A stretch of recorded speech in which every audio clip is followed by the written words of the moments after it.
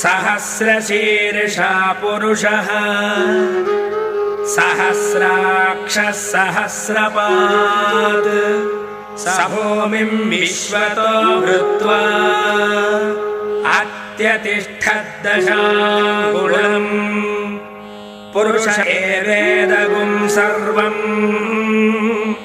यद्भूतं यच्च भव्यम् उतामृतत्वस्येशानः।